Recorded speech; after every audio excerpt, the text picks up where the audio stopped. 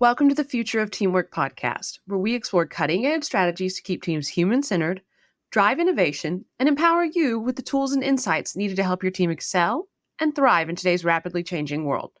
Your host is Dane, a seasoned expert with over 20 years of experience enhancing team dynamics and innovation. Today, we're excited to have Patrick McClure, founder and president of Impact Performance Team and a former quarterback at Clemson, who brings a unique perspective from the world of sports to the dynamics of business leadership. In this episode, Patrick shares his insights on, first, adapting sports principles to business.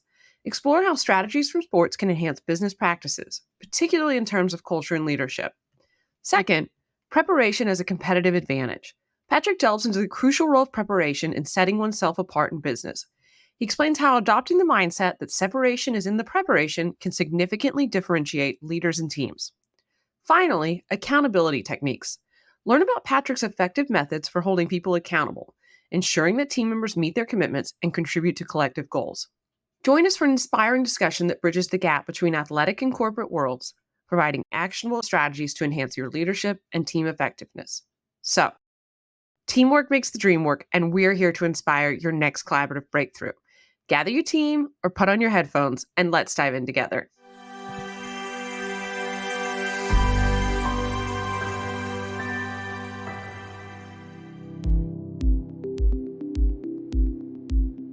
Welcome to the Future of Teamwork podcast. My name's Dane Grunewald, CEO of the Huddle 3 Group. And today I'm joined by Patrick McClure. Patrick is the founder of Impact Performance Team, but also he's got a great story as far as his football career. He's the former D1 quarterback at Clemson, which is an awesome school, awesome program, winning team. So really excited for this conversation. And thanks for coming on the show, Patrick. Yeah, Dane, thank you for having me. Excited to be here. This will be fun. It's going to be super fun. And I promise I'm not going to get into the rugby versus football debate. But I don't know enough about rugby to have a debate, but I was watching a lot of the Olympics and it was entertaining. Yeah, particularly that sevens format. So tell me a little bit more about you. Tell the listeners, what your story is, how you've come to be doing this really cool work around high-performing teams. Yeah, absolutely. So I went to school at Clemson. I played quarterback there. Was very fortunate to be there at a good time, is what I always say. I didn't play in a ton of games. I was a backup quarterback behind a really good guy named Trevor Lawrence, who was the number 1 overall draft pick during my time there. But played quarterback there for 3 years, won a national championship, won a few ACC championships, went to the playoffs. Just a surreal experience. I grew up a Clemson fan. My dad went to Clemson, so it was a dream come true. I remember when I was a little kid manifesting about running down that hill and putting on that Clemson uniform. So God opened doors for me and was thankful enough to, have hard work and some diligence to get there. And after my time at Clemson, I jumped into the professional working world and had absolutely no idea what I wanted to do, but I interviewed around with a ton of different companies. I networked and never really found something that I really thought was fitting from like a culture standpoint or a job description. I thought at least I wanted to be in sales because I was a driven, competitive individual and wanted to have big goals and things to go accomplish. And so I ended up getting connected with an insurance agency. It's a national firm, and they had a location in Greenville. And I met with their executives, and it reminded me a lot of my time at Clemson, just about the culture, the people, their mission, their vision.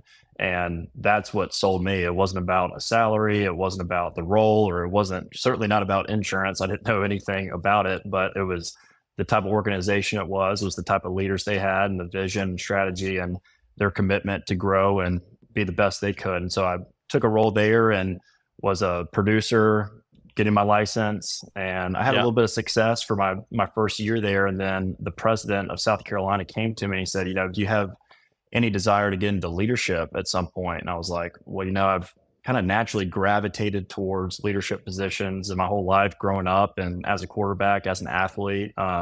That's just kind of who I am. He's like, well, some people have noticed some of the success you've had and how you've led your peers and how you've kept people accountable, and just the motivation and energy you bring to the office.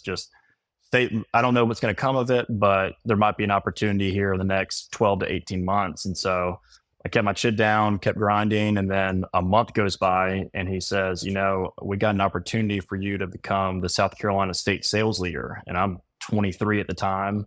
Again, fresh out, I had some success, but didn't know a ton about insurance, but had clearly been doing something right as it led to leading individuals within the office in our segment. And I was like, yeah, it sounds perfect. So at age 23, I started managing 5 offices in South Carolina. It was about $30 million in revenue and barely knew my left from right. But I was like, I'm going to go attack this thing. As long as I got some good leadership and coaching, I can go do this thing. And jumped into that role. And we had a ton of success over a year span. I think 80% of our sales producers achieved a higher sales goal than they did the prior year. We grew our sales by 30%. We had, I believe we had 15% organic growth over these 5 offices, which hadn't been done before. And so during my time when I was doing all that, I was traveling across the state, staying in hotels, seeing my family. And my dad was an entrepreneur his whole life. And he was like, you know what you're doing, like managing 5 offices, like you could be doing this sales leadership or consulting. He's like, again, like it's not so much about training what you're doing about insurance. It's you're empowering teams, you're motivating, you're leading, you're casting vision, you're casting dreams, and you're holding people accountable to go achieve those things. He's like, you could be doing that for yourself. And I was like, well, I don't know what that would look like, but I'd be interested in finding out. So I ended up in the March of 2023, I decided like, now's the time. I was young, no wife, no kids, and had a little bit of money in the bank. And I was thinking like freelance consulting. I don't have a lot of overhead. Like I'm just going to go shoot for this thing and see if I can't find some businesses that would appreciate the help of empowering their teams and seeing if I can bring some growth to their organization. And it's so funny. Like I always talk about, I'm passionate in my faith, but God's timing with all this stuff. I had a buddy that I ran into at a few networking events and saw him that spring and asked if I was still doing insurance. And I said, no, I actually just started my own company. I want to help coach, train sales teams and empower organizations. And he was like, let's have a conversation. I'd like to talk to you about how we could grow our sales department. And then sure enough, within a month after starting my own company, I had my first client. So I was like, wow, that was a lot easier than I thought it was going to be. And so ended up working with him and then picked up a few more projects here and there that were short term. And within 6 months working with his organization, we increased net profit by 125%. We hired some more sales, their business development executives. We coached, we developed, we trained them. I started running culture and team meetings for his office. And then from there, just being able to have like case studies and results and expanding my network, we've been able to pick up a few more clients here and there. So it's been a whirlwind over the past 3 years. And I think I look back on it like this May was 3 years since I graduated from college, and there's been this much movement. I talk a lot about the success, but the failures multiply how much success I've had. So there's been a lot of learning opportunities through that time, but that's where we are today. That's so neat. And it's a huge achievement to be going through that journey in a compressed time straight out of college, particularly having left, I know you're at college to learn, but also being part of a sports team. It's hard when we leave high performing teams when we've got all of this great energy and people and structure and, like you say, culture and mission and vision around you. That's a big shift. So you've done amazing. That was one thing in particular that was kind of a shock to me getting into my first job. And it's no knock on anyone or any organization, but coming from a school and a team like Clemson, where the standard's so high and we have a great leader. And I always joke and say like Coach Swinney is a phenomenal head coach, but he's a CEO. Like he knows he doesn't have the answer to everything, and he knows how to put people on the bus that know more than him. And he's just a phenomenal facilitator and manager of this program. And so having this benchmark of excellence in our football program, it was interesting coming into the professional career where some people were just wanting to clock in, clock out, and didn't have this internal drive that, man, I got to pick up this trash beside me because Yeah. That's not my standard, or that I got to go above and beyond because I want to do more. I want to be at the top of the leaderboard. There was a culture shift coming in, but because it was ingrained in me for 4 years, I was like, what are we doing here? Like this, Yeah. I can't stand idly by and see this stuff. So somebody's got to lead, somebody's got to step up and go and do these things. And then I think through those actions is what helped develop a higher performing organization, especially within the first company. But then I noticed like that can be a theme sometimes. And it's no knock. Some leaders just don't have the ability or the want to grab people by the face mask, like I always say in football, Yeah.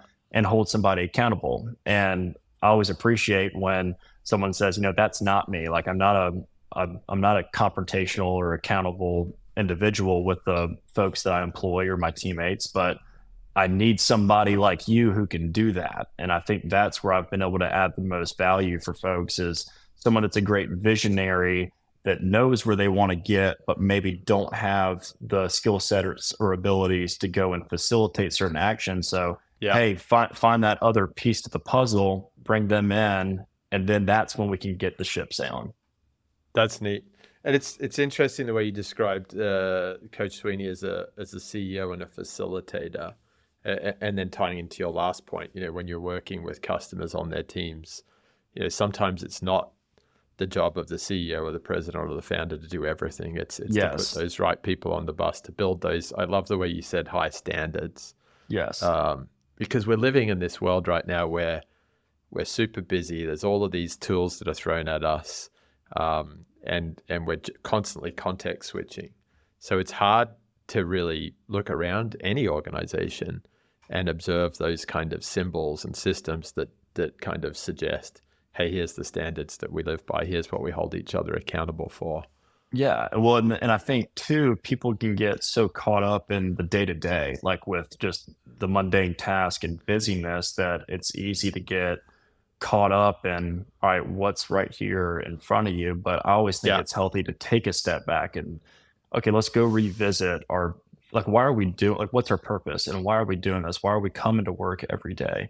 And unless that's constantly being communicated from the leader, from the CEO, that it's going to have an impact on your employees and the teams that you're managing. Like everybody needs to be constantly reminded of, okay, what's my why and what's my purpose as an individual, but also like, what's our why of the organization, and how is the day-to-day tasks that I'm doing today helping lead to the vision and goals that we have long-term for this organization, because I want to be a part of it. And I think that's very important for the CEO to have those conversations, or at least communicate that, because if someone's not bought into your purpose, your vision, and your dream, that's okay, but they just might not be the right fit for your team. And I think that's another piece that I've been able to add, or I feel like our company's been able to have value when talking with CEOs, is you want to provide, especially small businesses, you want to provide stability and opportunity for your employees. And I think a lot of times, just natural human behavior, we can get complacent, but it's imperative to have folks that want to be there, are committed and bought in and see your vision and dream. And if they're not, that's okay. Let's help them find another bus to get on. But if you got one bad apple in the group, it can be a culture vulture from everybody else that's trying to get somewhere, and you got one or two individuals hanging them, like holding them back a little bit. And so, and it's tough for the folks that don't like to have those tough confrontational questions. They're doing okay work, they're filling a seat, they're getting their job done, but unless they're bought in to go take things to the next level, they end up hindering you more than it end up helping. And so that's, and it's tough conversations, but it's really real. And I think a lot of folks just, again, CEOs themselves and business owners, they get tied up in their day to day without taking a step back every month, every quarter to think about their personnel. Like, is this person capable? Are they committed? And do they have the capacity to go and do these responsibilities I'm asking them of? And if you can't check those boxes, well, then let's have a confrontational question or conversation about it and see if they can check those 3 boxes, or see if there's a better place for them elsewhere. But it's just like it's the half in, half out folks that you got to get everybody bought in, or you got to get out. Yeah. And that's a tough decision for a lot of business owners, which is why I think bringing a good coach in that has a good systems framework is really important. And you made some great comments in here. I've got about 7 questions written down, so I don't know how we're going to squeeze it all in. But, I'll start here. So when you look at vision, values, culture, when you're on a football team, you're playing for the trophy, right? And you're in a change room, and there's a lot that I would imagine is very visual. Gym, change room. You've got plans, you've got plays, everything's kind of written out. In businesses, often we don't do such a good job of creating those like physical symbols of our goals, our vision, how we work. How much of that do you tend to do when you go in and work with a team and try and elevate their performance? How much of it is when you're talking about culture and mission, and you said sort of vision casting? Is it really building artifacts? So yeah, it's a great question. So one thing that I always do, and this is from working with sales teams, is anytime I come into an organization, I like to have thorough hour and a half one-on-ones with everyone on the team. And where I'm coming from, and like I said, like my goal is to make a positive impact on others. I want people, and I get giddy talking about it because this is like, I'm going to pivot here for just half a second. Yeah. When I was at Clemson, I told you I was a backup quarterback. I wasn't the one going on the field, throwing the touchdowns, having the accolades, doing all that stuff. My first 2 years I spent on scout team. So I was a practice player, almost like a hitting dummy. But I knew the work that I provided, if I could go on the field and give it my all every single time, it was going to better prepare the defense for those games on Saturdays. And so I joke about it. I get more amped up when I see the defense running a play, or they're seeing a play that we ran in practice, and then they pick it off or cause a fumble or a big sack. So I'm like, we ran that over and over again, and my arm's killing me because we ran that play so many times, but like saw the result. And so I did like, there's something to say about being a part of something bigger than yourself. And so for me, like I get excited just being able to see others achieve their goals and have success. And a big part of that was from my time at Clemson, not being able to get the personal accolades, but knowing that what I was there for was to help my team get better. And so like that mentality that I've brought over, like saying like it applies to the individuals in the organizations that I work with. It's like, I get so excited. Like I got a text this morning about one of our producers just closed a new deal it was a new insurance contract.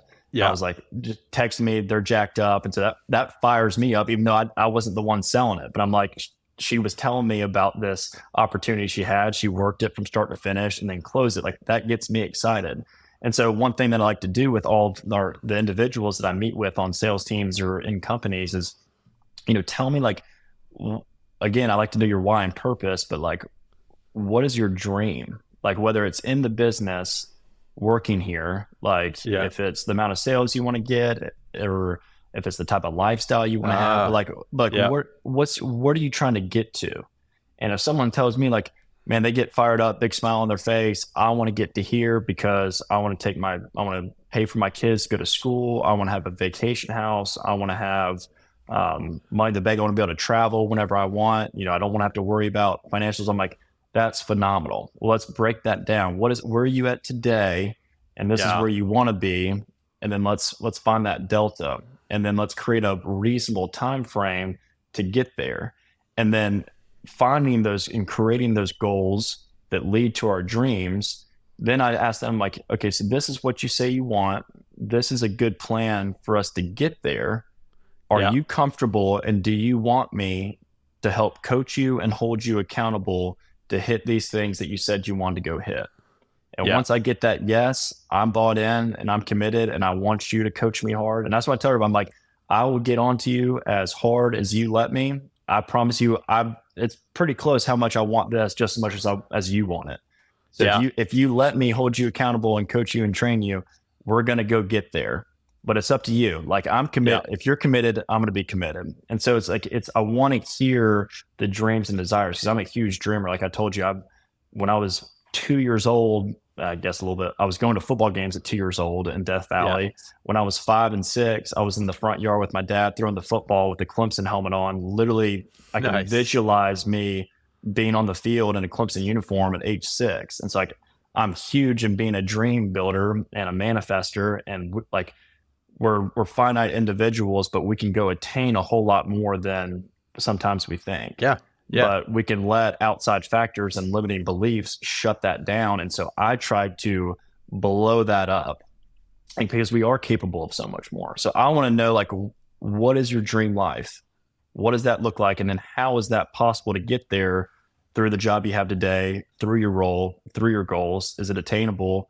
And then how can we set metrics to go and get there? Yeah. And if you want me to lead you and hold you accountable, you're going to have my commitment. I'm going to make sure we're going to go and do those things.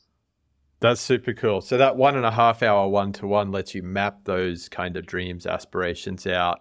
Do they then turn into a physical artifact? Are you building a chart? Are you putting something on their wall? How does that kind of play out? Yeah, I always create like a dreams list and then a business plan. And I always like to break the dream list over 3 to 5 years, and then always create a yearly business plan. And as it relates to sales and even with CEOs, I've always created these business plans based off of preparation, activity, and execution. So, Right. Separation is in the preparation. How you're going to surpass others and teams is in the preparation. So what are you doing to prepare to get better? And like from a sales standpoint, like, okay, that's studying our offerings and services. That's getting with account managers and doing flashcards. And I want you to be able to recite every offering and service and how it's being transitioned from the point of sale to the onboarding and to the account management. And you need to know that. And then it's also, how are we role playing, cold calling, or how are we role playing intro and discovery meetings and proposals. And then preparation. Another thing is, one of it's a mindset thing too. Like, how are you, for me, like in order for me to go perform my best, like I know personally from getting out of football, when I had that structure lost, I didn't know who I was, like my first year out of school. Like that was a really, really hard transition. But like from going through that challenging time, like I know I'm at my best when I'm getting at least 7.5 hours of sleep and I'm working out first thing in the morning. If I don't work out first thing in the morning, I'm grouchy, irritated, and unmotivated. I joined that group. Yeah.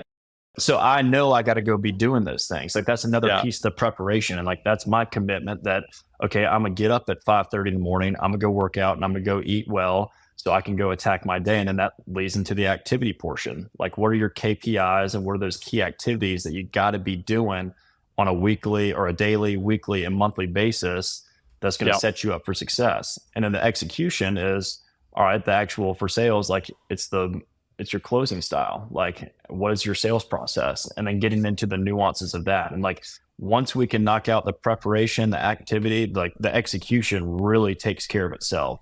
That's really just like the final thing is, I'm going to go close 10 accounts this year that are this size in revenue because I've done the activity, because I've done the preparation. The execution is just the end at the very bottom. Yeah, I like that model. That works really neatly. And I like how you started it with the dreams, because it drives that accountability. You can hold them to the, hey, well, we said you were going to achieve this, whether it was an engagement ring by next summer or whatever it was. Exactly. And how are you tracking towards it? Are you doing the work? And I'd never heard of separation and preparation. Yeah, well, I think like I think too, it's very easy for when, and I haven't had this experience per se, but other folks have, that, you have a CEO or owner get outside support or help, and everybody's like, all right, who's this cat he's dragging in? Like, what on earth could we be stirring up here? And like, so everybody kind of gets a little defensive, but taking that time to truly connect and build a relationship with somebody is so important. Like, if I want somebody leading me, if somebody's going to come in as a leader, I want them to lead me, and I want them to know about me, what drives me, what irritates me, what drains me. And so I think it's important for that leader or whoever's coming in to know that stuff about people. And so that takes time to build Yeah. and foster relationship. But like that, again, that's part of the leader or the consultant or advisor. Their responsibility is to come in and nurture that individual and create a relationship that's not just hourly pay, or not just because Yeah. this is what we all said we were going to be doing. So I guess we'll meet here for 30 minutes to an hour and check a box. Like a check a box mentality has never led to success. Like it's the intentionality that you take in every meeting, every conversation that you have. And that was one big thing that about just, it goes back to the preparation standpoint, like being intentional with every little detail of this plan, or like your goal and dream. Like, are you just going in there to hope for the best, or are you really particular about this specific thing that you want to work on? And are you prepared beforehand? Like I even think before meetings, people can just hop in and doze off now and then. Wing it. Yeah, I feel like they're consuming knowledge. I'm like, I get anxious myself if I come in and try to wing something. But like I know if I take 30 minutes to prepare beforehand, I'm going to come in here and I'm going to bring value, because that's what somebody's like relying on me for. I think like our time's our biggest asset. And so when you have the attention of an individual or even a group, it's your responsibility as a leader to come in and make that the best hour they could have in their day, the best 30 minutes of their day. And like, that's where I go back to impact. Is like every interaction or every run in, I want somebody to come out of there smiling, fired up and motivated, or damn, okay, what he said was real. I need to lock back in. Yeah, he's on my butt. I got to go change something. So like, I want to empower with every interaction I have. And I think that can just, I'm guilty of doing it, where it's, you have a long day, you have a long week, and you're like, man, one more thing, I got to just hop in here and check a box. But I know from experience that never amounts or leads to anything positive other than just wasted time and shooting the bull. Yeah, I think you're right. Particularly that intentionality is big. And so you're doing that at an individual level, Patrick, and then you're working with the CEO, you're helping really engage and help and connect with each producer. How does that then roll up to the team strategy, team goals? Is there a framework for that, or does it depend on the CEO or the business owner that you're working with? Yeah, I think it depends on the CEO and the business owner. As much as that's someplace that I'm guilty of. Like I like to take charge, I like to take lead, but at the same time, like, man, at some point, like you got to be the one to communicate this stuff. You got to have these ambitions and dreams as well. And I still have those same conversations with them too. But it's interesting, like once you get into an organization, like everything, if you start having success in one area, it starts to rub off on other people. And they're like, well, why is this person more energized over the past couple of weeks? Why are they having more success? I want some of that.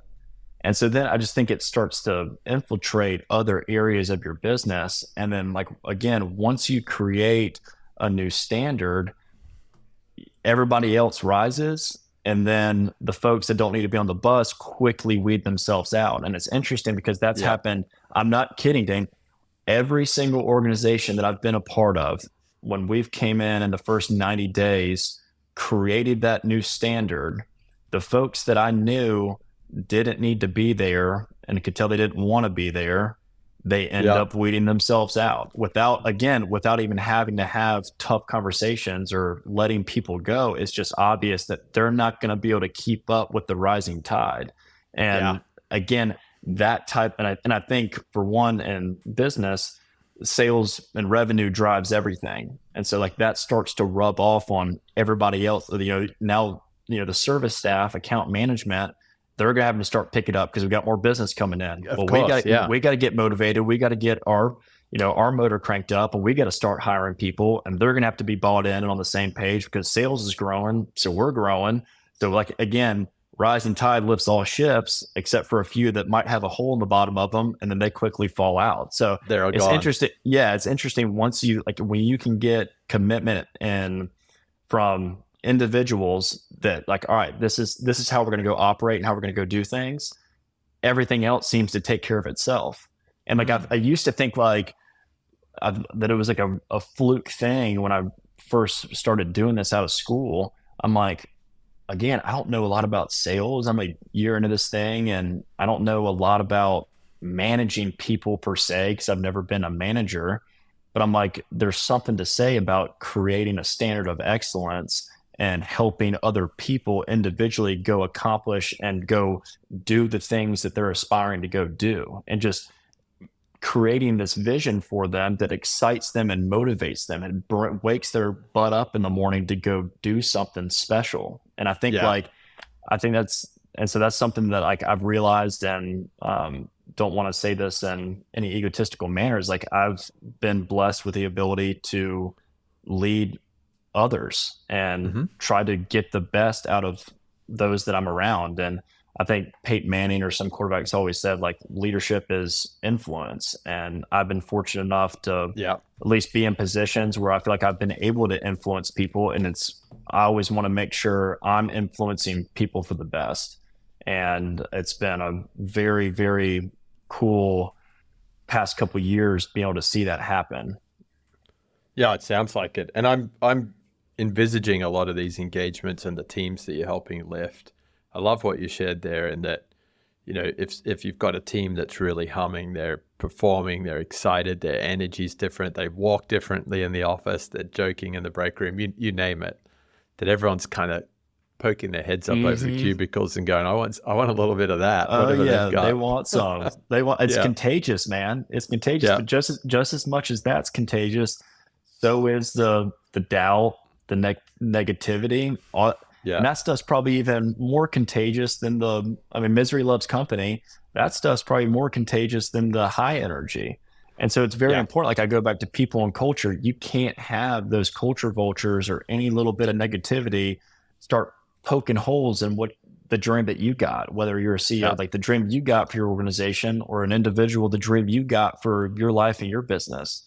And like that's a personal element too. It's like, you can't, it's at some point you got to start saying no to people. You got to start changing the type of friend groups that you hang out with, the stuff you are watching, the stuff you're listening to, the stuff you're reading.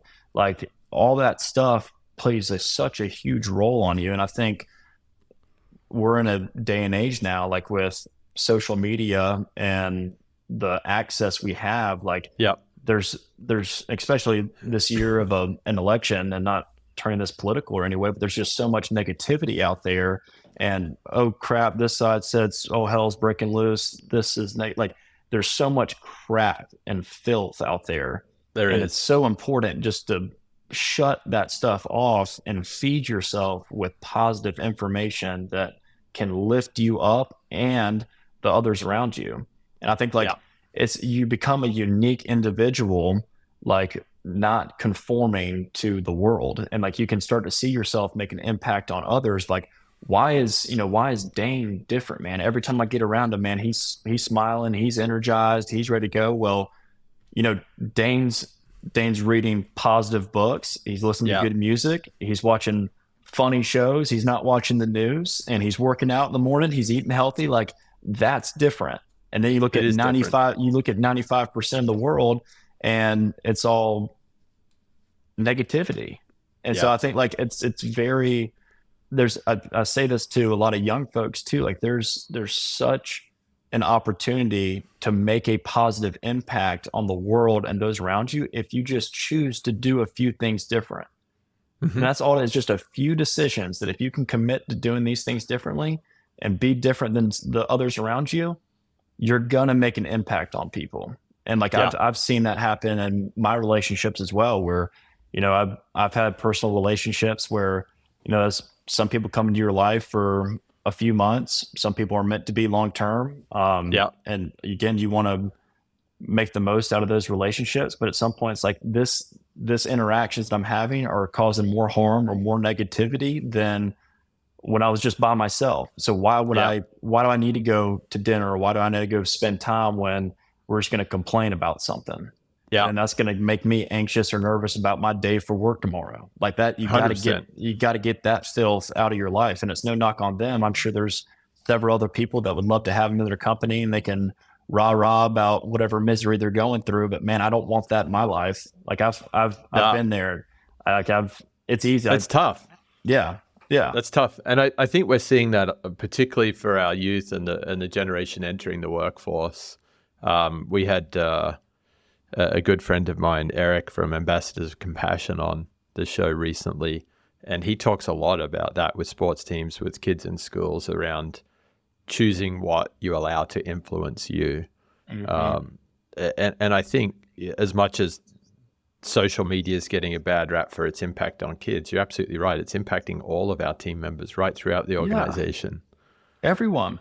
It's Yeah. not just the use. I mean, like you look up and I've been super aware about it, but it kind of gives me the shivers sometimes. You go out to eat or you're at dinner or you're just waiting in line for something at a store and people can't go Everyone's 5 like this. seconds without doing this. I'm like, man, introduce yourself, ask someone how's their day going, or if you're across Yeah. from your spouse or your friend at a dinner table and you're just waiting on the bread to come out, man, y'all got to be talking about something good or something Yeah. going on, but like we're just buried in our phones. And yeah, it's There's a cool thing that my coach talks to me about, and he's like, the radio. So like when you're in a room right now, whatever room you're in, there's always radio waves passing through.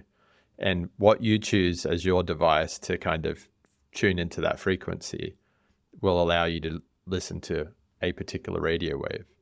And he's just like, so often as adults, we're going through life unaware. We're just kind of going through and we're stuck on one channel where we're in the room. We don't have to go and make a lot of money or find a new job. All you need to do is stop where you're at, like you said, small things, and just change the frequency of what you're listening to.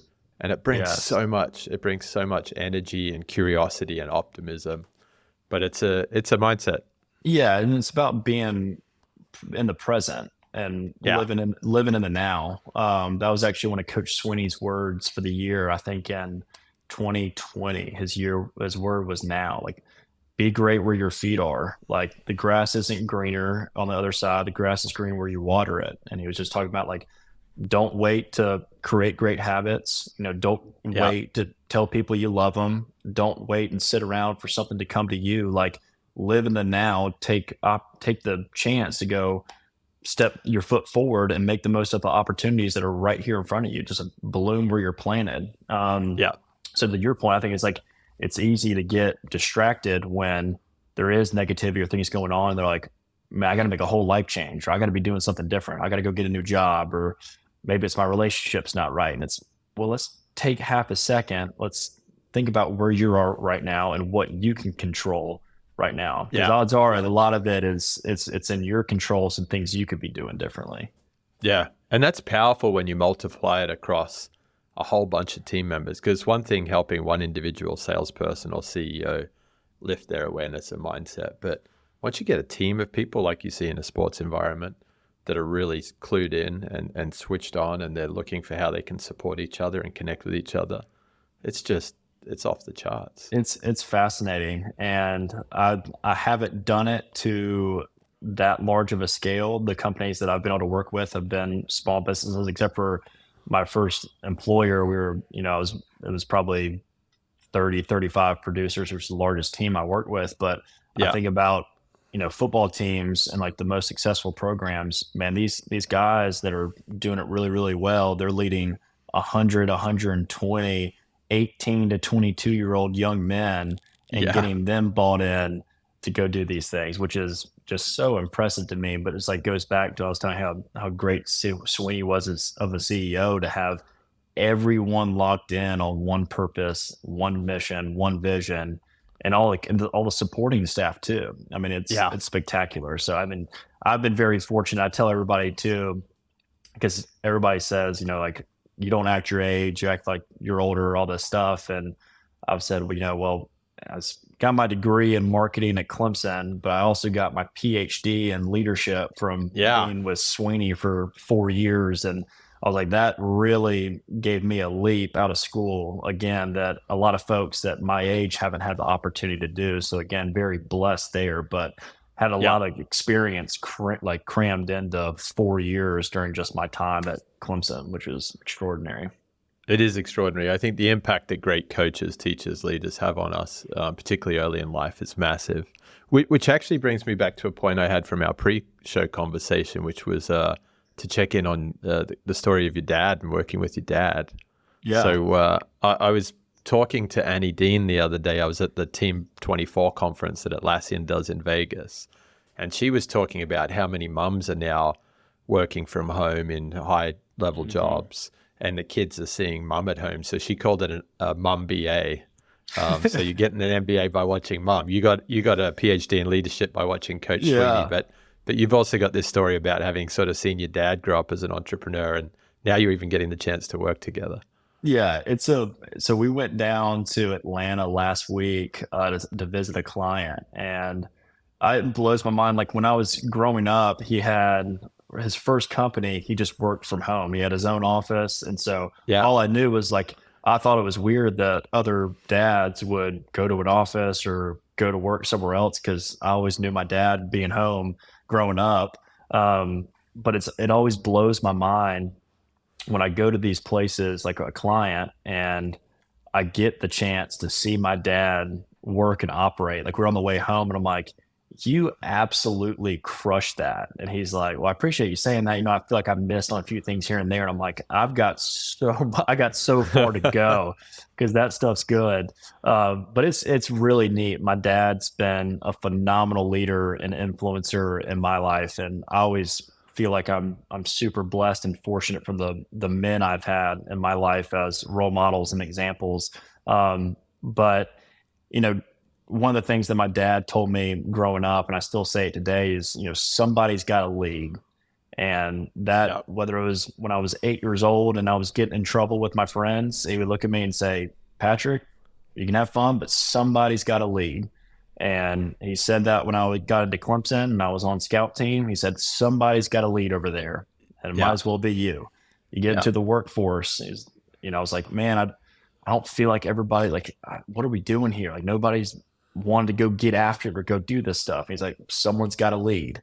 And so like that's been ingrained in me. And again, fortunate enough to now see him now that we're working together. He came on board a few months ago and we've been working on a few clients together, and like seeing him lead and demonstrate all the things that he told me and taught me about growing up is super surreal. And then him like still being humble and transparent and vulnerable enough to be like, man, what could I have done better at? Or like, can you help me with this? Like he's asking me at 25, like he was like, what would you have done in this situation? I'm like, I might not have the answer, but this is maybe what I've done earlier. And so like, it's cool having a really great partner and teammate in my life and my business, but also that being a father and somebody when we're back on long car trips can talk about, our friends, mom, family, marriage, life lessons, all sorts of stuff like in between the work, and then go out to dinners and have a good time, cut up, talk about work and life. And it's been super special. It's super special. Yeah. I've got a warm place in my heart for family business. And I've been fortunate to work in a couple of family businesses, and there's something there. And these days it doesn't even have to be a family business. It could be consulting, advising, teaming up. But it's a cool way to like pass on knowledge, build on those connections and relationships and appreciation for each other and gratitude. I think it's super powerful. Yeah, it's special. I've learned a lot from seeing him know like his experience in a startup business, like what I've been trying to do, and how he's able to come in and coach other business owners. And I'm over there just jotting down notes like, okay, he was asking about this because that's important because it would lead to this. And I'm just like mapping. It looks like I got a spider web all over my notebook and just rambling things down. Just drinking through a fire hose and just trying to be a sponge every time I'm around him. That's cool. Well, I've got one final question, Patrick. This has been an awesome conversation. There's plenty of others that I wrote down and didn't get to, but I love the visceral, physical image that you created when you said, grab the face mask and really hold someone accountable. So in a sports setting, that's fairly well understood how it all works. And people seem to do a better job of holding each other accountable. In businesses, I think the stat is 83% of humans prefer not to confront others. It's just not their natural style. So how do you create a human way to hold people accountable to do that face mask grab in the right way?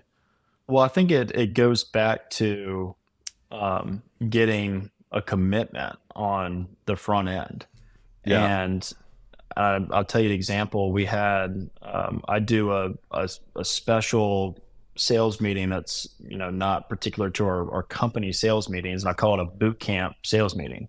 And I'm Yeah. like beforehand, I'm like, this is going to be difficult. It's going to be early in the morning. We're going to be going through this stuff. You're going to have homework. Please let me know if you're committed and want to do these things and be a part of it. If Yeah. not, it's okay. I'm not going to hold it against you, but this group, we're going to go get after it. And so we went and we start to see this group have a little bit more success than the others. And so one person's like, okay, I think I want to go do it. And then doesn't show up to the meeting. Yeah. And so I have to have a conversation. Look, this, again, it's not going to be for everybody. And you weren't a part of it on the front end. And you said you wanted to now open the door. This has now been a close knit environment where we've been speaking freely, very vulnerable. And so we were letting you in on this room, and then you don't show. And we were ready to welcome you with open arms and welcome you into the team and help raise you to the standard. And then you back out on us. Look, that's not what this group's for. So I can't have you come in here and disrupt what we've got going on. And again, that's not an easy conversation to have, but it's because I care and love and appreciate the room and the group that we have there. And so I can't let that affect that one individual's actions go and affect somebody else. And so for me, and the when people say they have a tough time with accountability and confrontation, it's typically because they mean it's fearful, it's attacking, it's coming down, someone's not doing something right, like you're going to get in trouble, you're getting fired. And it's no, accountability is for those people who want to get better. And I'm giving you accountability because I love and I care for you and I want you to meet your full potential. I'm not accountable for how you receive that. I'm going to give it to you in a loving and a straightforward manner, which I think everybody should present information, especially when it's tough conversations. Don't hide anything, be real. So I'm going to tell you how it is. And we're going to go one or two options. Like, here's how you can fix it and get better. And I'm going to help you go and get there, because if you want to go do this, I'm going to be here for you and we can go work on that. But if not, then again, it might just not be for you, or you're not going to be around these other people that have bought in and have cared for it. And I can't let you have that effect on other people. So it's going to be your decision one way or the other. I'll help you if you want to get here, and I'll help you on the way out or help you position you somewhere else. But it's got to be from that loving and supportive measure, because you know the capabilities that your team has and that they have. Or if you start to realize hey, they're not doing their responsibilities, then all right, you got to nip that in the bud quick. Let's talk about an exit plan here. Yeah, that's neat. I think you described that brilliantly, Patrick. And again, it's more evidence of the PhD in leadership under Swinney. That's wisdom well ahead of your years. And I work in this space every day, and people always get stuck on giving feedback, and they come up with little acronyms and measures. But what I heard you say was, start with the commitment on the front end, which is... That's the biggest part. It's that's one thing that I could give anybody, is make expectations super, super clear up front, and then get somebody's, I even do on the business plan, a written, your sign off, or get I want a verbal commitment or a sign off that this is what I'm going to do and how I'm going to go do it. And then so you can just bring it back. Look, you said you want to do this, but now you're not. So now it's much easier to address when you have their full commitment, and now they're going back on their word or their actions have changed. We either need to get you back on track, or I guess this really wasn't for you. Yeah. No, that's powerful. And it ties back into probably my favorite quote of this conversation from you, which is the separation and preparation. Separation and preparation. Absolutely. Yeah. Bring the commitments, bring the care, bring the love. It's cool. Well, Patrick, it's been a great conversation. I'm excited to keep in touch and keep following you. For any of our listeners that, interested in having you come in and drive some impact in their teams and their team's performance, how do they find you? I'm on LinkedIn, Patrick McClure. Our website is impactperformancesteam.com. You can also reach, we have our email and phone number on there as well. It's Cool. probably the best way, or directly through LinkedIn. Happy to connect with everyone. That's neat. Well, thanks again for taking the time today. It's been great. Absolutely. Thank you, Dan. It's great. Thank you for joining us. Remember that by embracing vulnerability, trusting our intuition, and approaching challenges with compassion, we not only strengthen our teams, but also pave the way for a future where collaboration thrives. If you're hungry for more insights, strategies, and research on collaboration, head over to thefutureofteamwork.com. There, you can join our mailing list to stay updated with the latest episodes and get access to exclusive content tailored to make your team thrive. Together, we can build the future of teamwork. Until next time.